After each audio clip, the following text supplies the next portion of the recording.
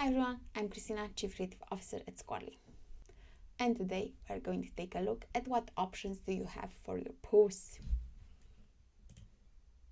We are still inside the content calendar. First, I'm going to create and schedule a new post for the next day.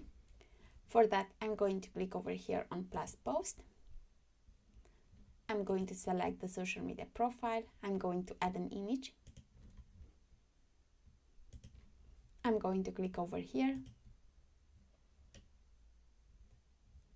And then by clicking on the image and then click over here using post, I'm going to add my caption over here, like so.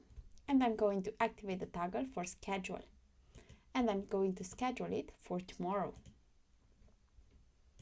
And I'm going to click over here on this button, like so. So, what options do you have for your posts in case the post has already been sent?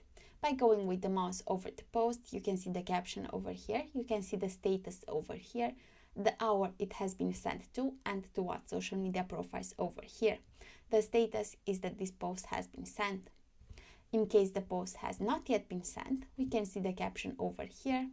We have three options: copy, edit, or delete. We can see the status over here, which is pending, the hour over here, and to what social media profiles it's supposed to go to.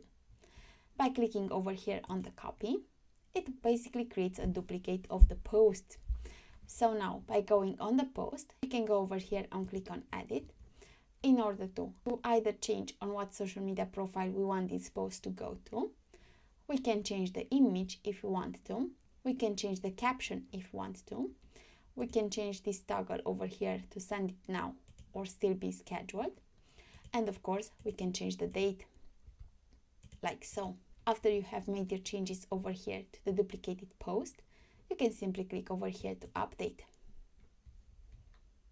And we can see the duplicated post over here, like so.